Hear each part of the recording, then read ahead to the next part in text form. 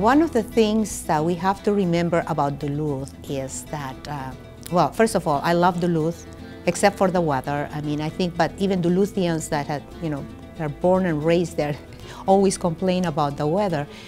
But it is a very nice community.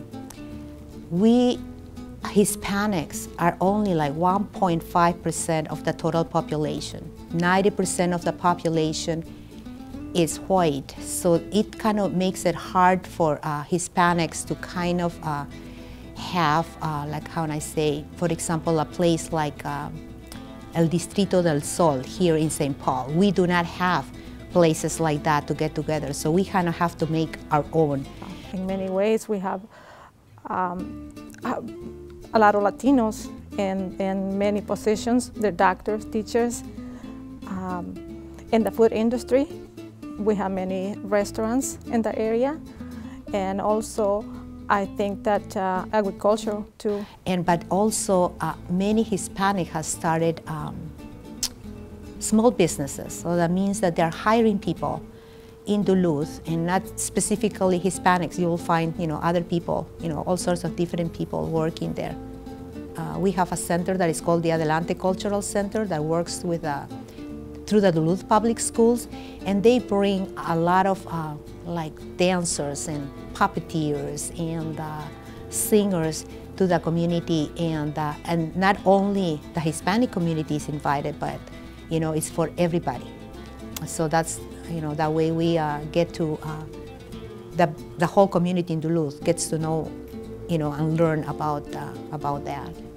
But I think even though we are not such a big group of people, in a way we have been making a big strides in bringing our culture to Duluth. And then we have been lucky that some of the community organizations have also kind of decided to help us out. Like one of the I remember a couple years ago, for example, the College of St. Scholastica brought a group of dancers from Peru. I mean, literally from Peru. And it's called Peru Negro, and these are like dancers, and they brought their music, and it was so fun to go see them and meet with them afterwards. We do have several restaurants in Duluth, none of which are Peruvian food.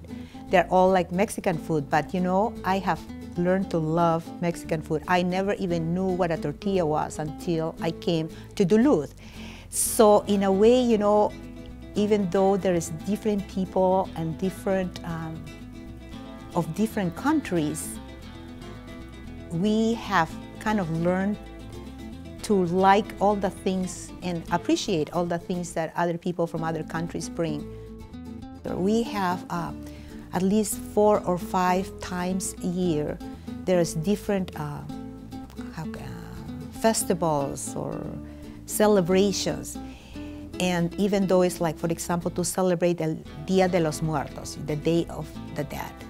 Now, even for myself, that because that's a typical Mexican celebration. In Peru, we do not have such a thing. So even though I do speak Spanish, I came from a different country, so for me it was completely new, and I've enjoyed participating and going to see this festivity. And because the community, a Hispanic community, is so small, whenever we have these celebrations, the whole community of Duluth gets invited. And then we also have had, for example, El Dia de los Niños, and that big celebration in which there's books are given to kids, and there is I think this year we had puppeteers coming and dancers coming, and then books were read.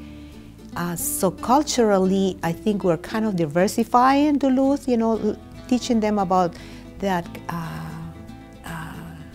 the whole celebration is not only Cinco de Mayo, but there's other things that are important to to other people in the Hispanic community.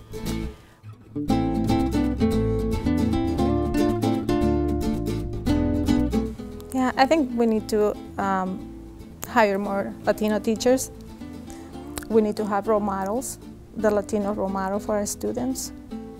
I think we need to be more proactive as a community to graduate our minority students, our Latino students especially. We need role models for them. And I think if we see them in education, if we see them in the, embedded in the curriculum, I think we have a good chance to graduate those students. We wanted to have a center that will kind of show the culture of our countries to the community in Duluth. This center, what they do is they have collected art and music and books from all sorts of countries in South America, Central America, Mexico, and there is a person that runs this center, and what she does is she goes to the schools and offers herself as a, how can I say, well, she's not a teacher, but she offers classes in culture, food, or how to make flowers, things like that, to the teachers in the schools. So she's kind of a resource for the teachers and tries to kind of connect the curriculum in the schools to all these different resources that are available in the center. And that is one way that the culture of our countries are brought to the Duluth schools.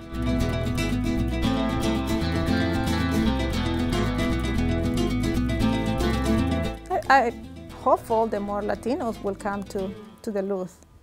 I'm hopeful the more Latinos will find their way to the community, because I think Duluthians are embracing a lot the community of Latinos, and we can see that already. A lot of the community has embraced the businesses, the restaurant. There's a few Mexican restaurants who has actually expand their businesses, and what this does is